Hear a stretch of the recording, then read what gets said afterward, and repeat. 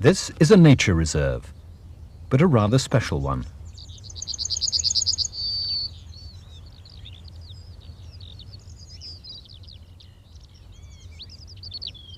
It's been created on 3 acres to provide all the needs for local wildlife.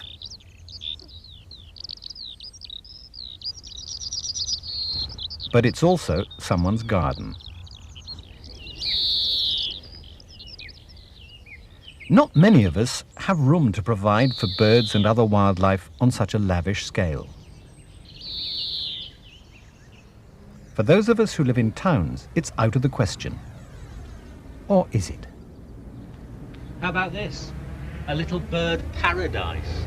Gardens don't come much tinier than this one, but it's a real oasis for all the local wildlife. The question is, how do you turn your garden into a wildlife garden, especially if you're starting with a green desert?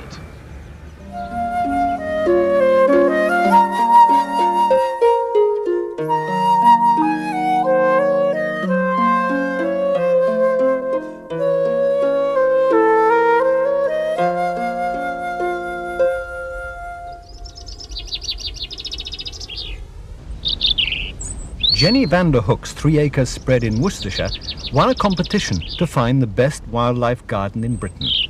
So what is it about her garden that so impressed the judges?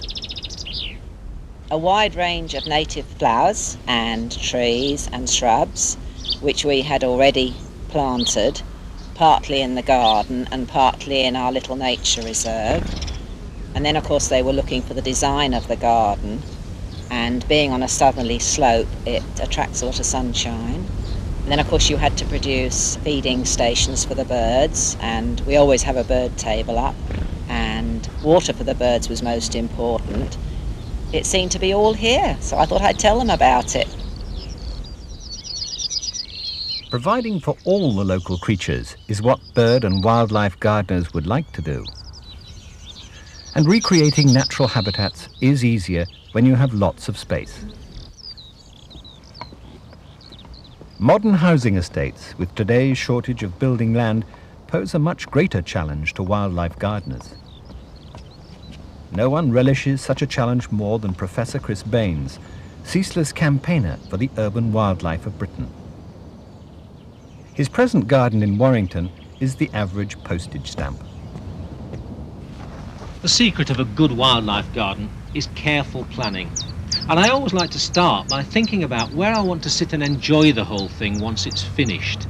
Is there somewhere I can put a seat that'll catch the afternoon sun or even the early morning sun? That's why the bird table's here, right in front of the kitchen window where I can really enjoy it. And once you've sorted out your comforts, you can then start to think about the comforts of the wildlife.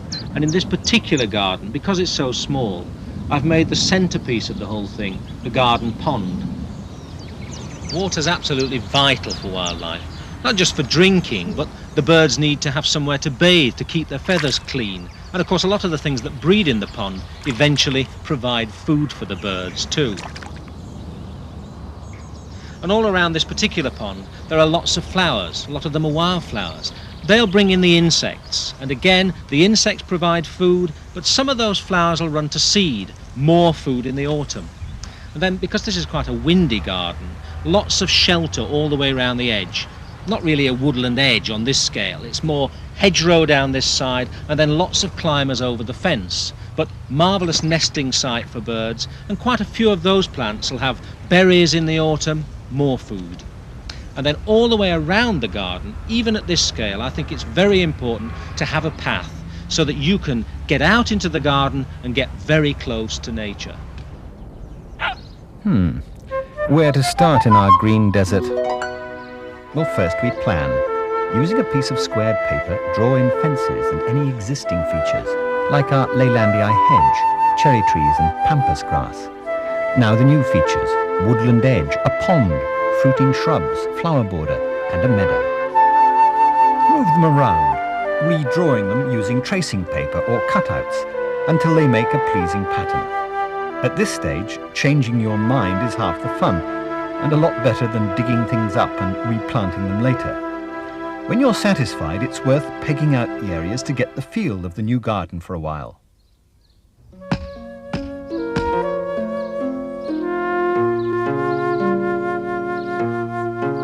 Meanwhile, you can begin to encourage birds into the garden by putting out food. Chris Mead is a great believer in feeding the birds. With birds in mind, his suburban garden has been improved over nearly 30 years. The original view from the kitchen window was much less interesting. Now, with its ponds and a profusion of native shrubs and trees, it's the sort of garden that is regularly thronged with birds.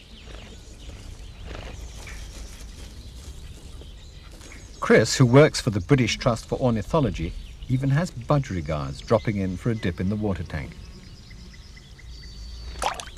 People worry about the quality of the food. They worry that putting out scraps that you're not going to eat in some way you're going to be poisoning the birds. The birds are very resilient. They will take all sorts of things. Just think of the clouds of birds that you get on rubbish tips feeding on waste that we've thrown away. So any kitchen scraps that you've got and so on are likely to be perfectly safe for the birds. The sort of food that we put out is almost anything. They don't really like vindaloo curries. Baked beans don't go particularly well, but almost anything gets eaten in the end. The one real worry that we have is a very nasty tropical fungus called aflatoxin. This is actually a product of stored peanuts, and it's very, very dangerous indeed. It's one of the most powerful toxins known to science. So if you're going to go out and buy peanuts, you should make sure that they are safe nuts. And they've got a nice little logo, and this is supported by both the BTO and the RSPB.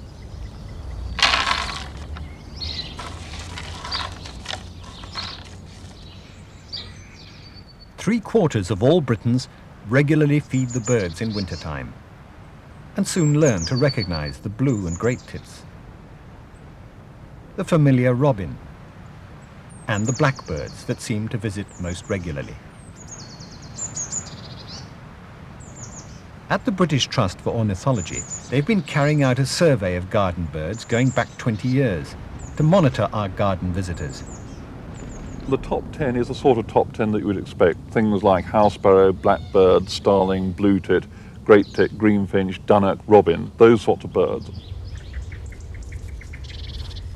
Not unexpectedly, the ubiquitous house sparrow and the gregarious starling are top of Chris's list. The blackbirds, a male here, and the chaffinch are close runners-up. The dunnock, or hedge sparrow, is less clearly marked across the head than the commoner house sparrow. The blue tits, avid consumers of nuts, will also enjoy berries and insects from your garden, as will the larger great tit. Greenfinches enjoy crunching seeds from the bird table. The tiny wren is shy and not noticed as often as the rest of the top 10, while the robin claims the garden as his own jealously guarded territory. Just coming in at the top 10 and the late starter is the collared dove, originally from India. I put food out summer, winter, snow, warm, any sort of weather, because I feel that the birds deserve to have the food because we get so much pleasure from them. There's been a lot of controversy in the past about whether you should feed birds during the summer. I'm certain that the birds know themselves exactly what they should be feeding their young, and if they can get hold of it, they will do it. One of the problems which has been found is, for instance, that young tits in the nest have been found choked on whole peanuts. So the one thing that I make absolutely certain is that when there are possibly young tits in the nest, so that's sort of mid-May through to the end of June, no whole peanuts go out where the birds can actually fly away with them. But they're in mesh feeders that the birds have to go and actually scrape little bits of the peanut off to feed on it. With the garden marked out ready for planting, the first thing to go in is the bird table.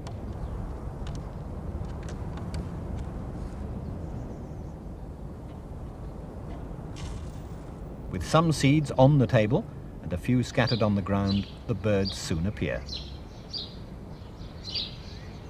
Here a greenfinch, and there a great spotted woodpecker come to check out the prospects. Even a tree sparrow, nowadays quite a rarity in British gardens. All the family can contribute something to the birds' needs in the spring, even, however grudgingly, the family dog. Oh, bad dog.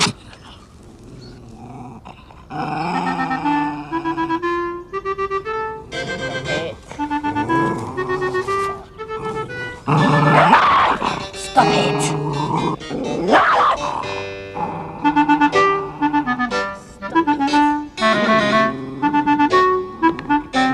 it!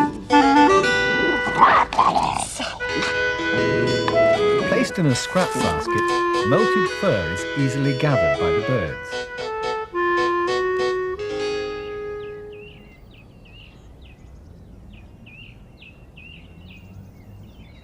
In the forests that once covered much of Britain, birds could pick up tufts of fur left on branches by passing animals. As the wild places have diminished, so the birds are pushed into an ever closer reliance on man.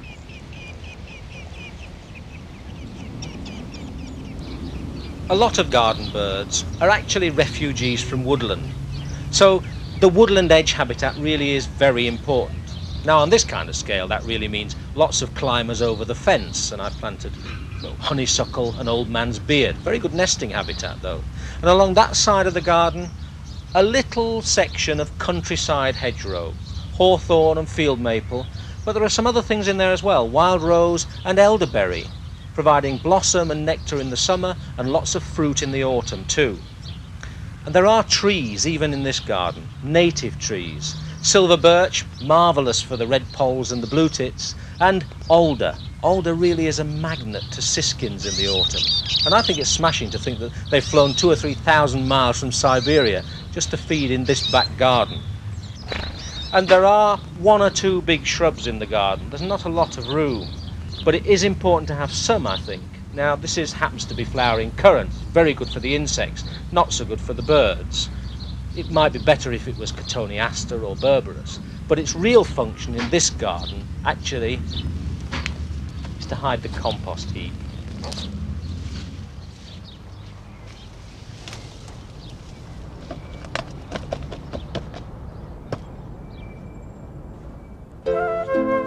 First stop for most of us when planting a garden will be the local garden centre. Here we're presented with a bewildering array of highly cultivated or exotic species.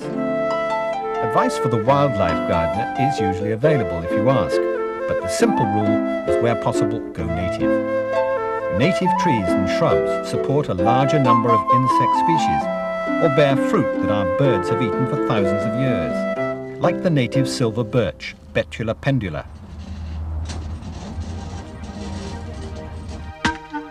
The same basic planting rules apply whether you're planting pot-grown specimens or the cheaper bare-rooted trees from a nursery. Make sure that the tree sits in the hole at the same depth as it did in the nursery. Fill in with earth from the hole and something like leaf mould or well-rotted manure, but not peat from our diminishing peat bogs. Shaking the tree settles the earth around the roots, and light firming is important before a good drink.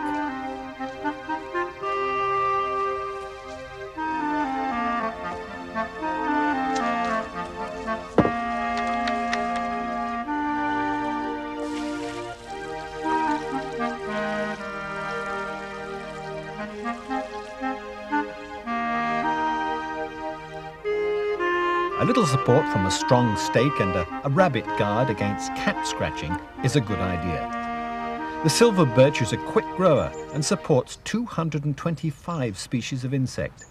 Blue tits feed off the insects around its catkins in the spring.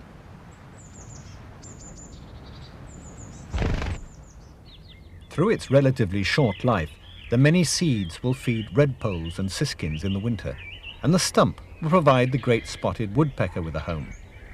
The rotting timber also breeds more nourishing creepy crawlers. Willows are cheap and easy to plant. If you can get hold of willow loppings, just bang them into the ground and they sprout away. Willows don't have to grow into the giants that shade so many gardens. Pollard them severely, as they do in the countryside, and they'll provide plenty of young shoots and catkins.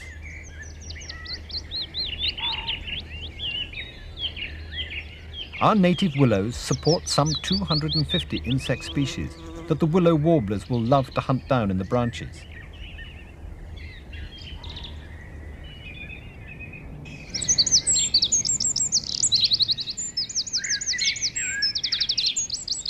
Crabapples, like this John Downey, if left unsprayed like the rest of the wildlife garden, will also attract plenty of insect life. Once more, enjoyed by the willow warbler. There will still be plenty of fruit for the hungry blackbird and thrush in the winter, and they don't mind the odd grub in their apples, pears and cherries.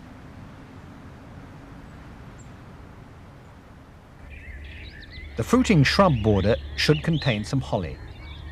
Female hollies will bear berries only if a male holly is planted nearby. If the great tits get the berries before Christmas, it means they need them. A redwing visitor from Scandinavia will enjoy the berries and the shelter of the evergreen branches.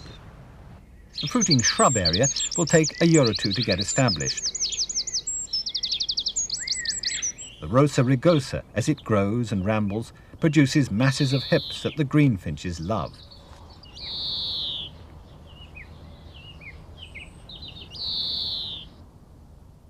Other shrubs, like buddleia, although not really native plants, are invaluable for the insects they attract to the garden.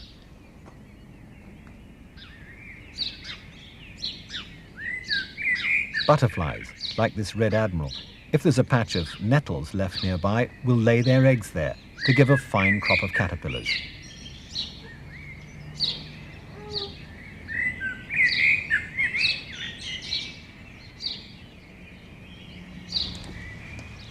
What you want in any garden is lots of flowers, lots of colour.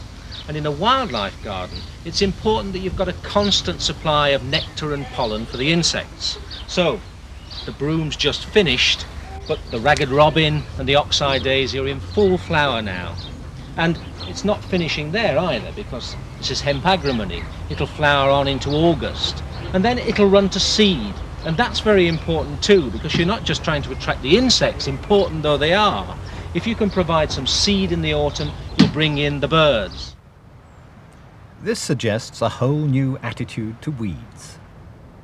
To see a redpoll feeding on seeding willow herb in your garden, you must encourage native wildflowers, and they're hard to come by in some garden centres.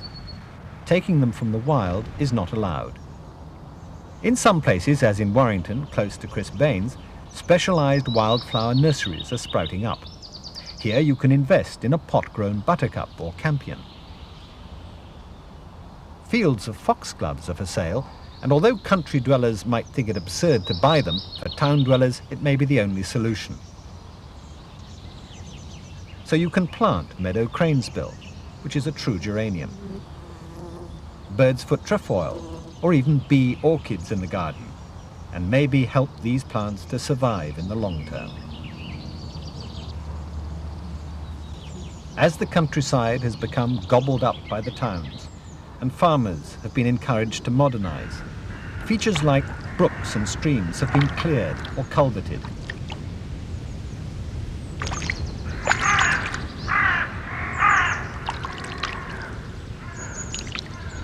Water is vital for birds for the care of their feathers. So once again, a water feature is something that we should be putting back for the birds in our gardens.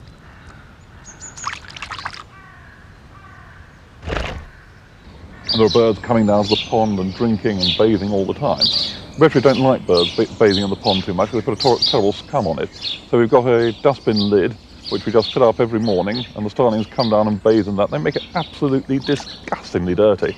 So sometimes when there's lots of birds coming down and bathing in it, you actually have to change the water 2 or 3 times a day.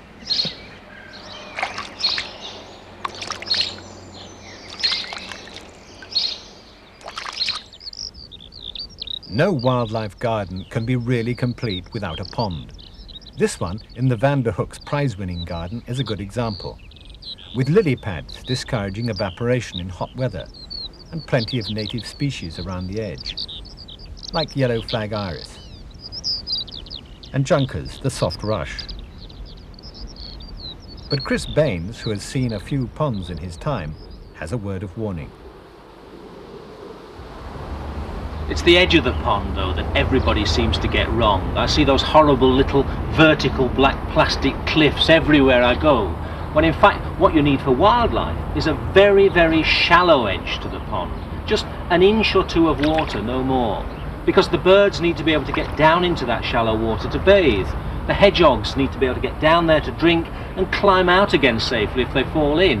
And of course a lot of the wetland plants grow in that shallow margin, and they just need an inch or 2 of water, no more, covering their roots. We'd planned a pond in our demonstration garden. With some willing slaves and by speeding up the film, pond digging can be quite quickly done.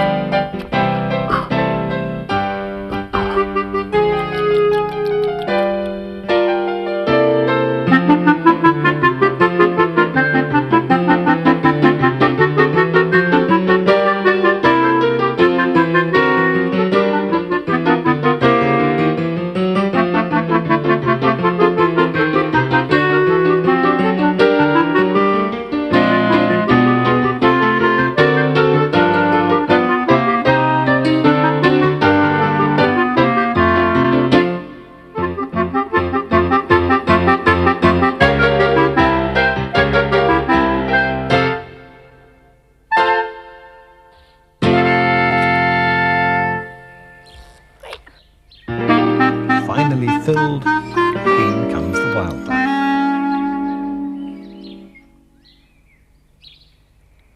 You should wait a while before planting. Some people prefer to plant the deeper living plants in baskets.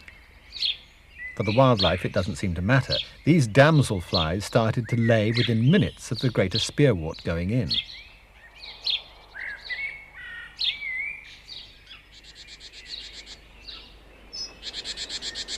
Three months later, and the pond was transformed.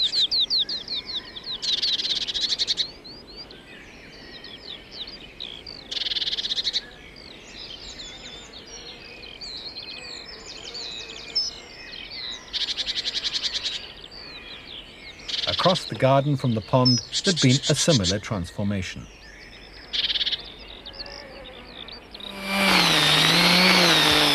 It's August and time to cut the meadow. No lawn feed on this patch. By cutting the hay and removing it, the soil is made poorer, and the wild meadow flowers will get a chance to come through. Just 5 months after starting, the best show was the flowering border. A mixture of annuals and bedding plants had served to bring in the insects. The larkspur's colour promises plenty of seeds to come.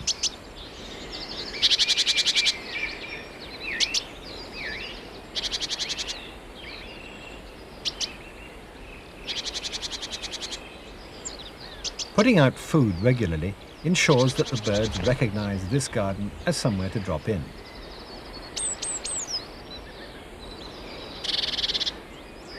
Now all the great spotted woodpecker family were feeding on the nuts, including the youngster.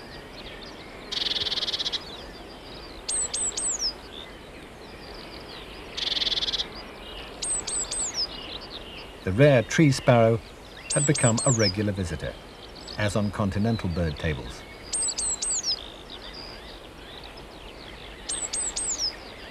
And because our demonstration garden was close to a canal, even a moorhen came to pick up scraps.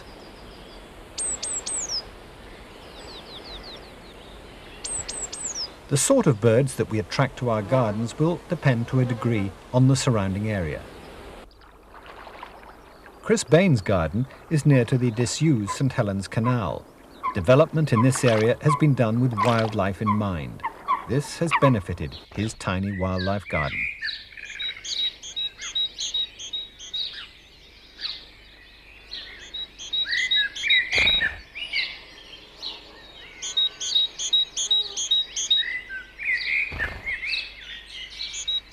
After 4 years, I reckon this little garden's just about as good as you can get on this scale. And in wildlife terms, it is very good. In fact, we've had 5 different species of birds nesting here. Robins and wrens in a little box on this fence, hedge sparrows in the hawthorn over there, nest box over there that's had great tits in it, and now the blackbirds in the honeysuckle. But of course, far more wildlife than that uses this garden. It's just that most of it doesn't live here. It flies in over the fences, or it creeps in under the hedges. In other words, it moves in from the surrounding neighbourhood. So a good wildlife garden isn't just a rich habitat in itself, it's a kind of service station for the whole surrounding landscape. And this particular landscape is the kind of landscape that really we ought to have everywhere in towns if we just take the lessons of the little wildlife gardens and apply them on a bigger scale.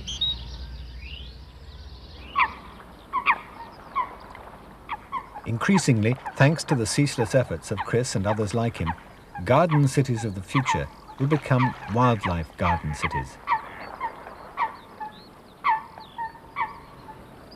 Whether we live in the town or in the remote countryside, we're bound to become attached to the birds in our gardens. Studies using ring birds have revealed some interesting facts about the numbers of birds that visit us. Now, it's not possible for you to look at a bird on a feeder and say, that is my blue tit. That almost certainly isn't your blue tit. It's a blue tit which goes around a whole range of gardens and natural feeding sites and comes to yours for part of the time. What we think, and this is from many years of ringing in gardens, is that if you can see your feeders and you can count 10 or 15 birds on the feeders at once, then the chances are that you have between 100 and 150 blue tits coming into your garden in an individual day. And if you multiply that by 5 to 500 or 750, that's probably roughly the number of different blue tits which come into your garden during a winter. And of course the whole garden is like a motorway of blue tits going backwards and forwards. Attracting birds by feeding them and by planting their food plants is guaranteed to give the bird lover endless pleasure. Wildlife gardeners do have to be a little bit different in their approach, like growing foxgloves next to the broad beans and onions to encourage the hoverflies to visit and to pick off a few blackfly.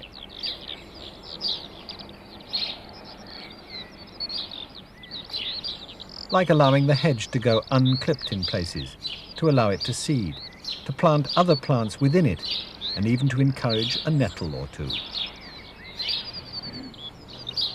And if in between your corn marigold and guelder rose, you allow a thistle to flourish and run to seed, for a goldfinch to feed on, you'll be gardening strictly for the birds. It's a much more peaceful atmosphere in a garden like this, and yet it's teeming with life, and yet you get such a feeling of peacefulness. It's just wonderful. I would say, do you really want to live in a desert, even although it might be a green desert?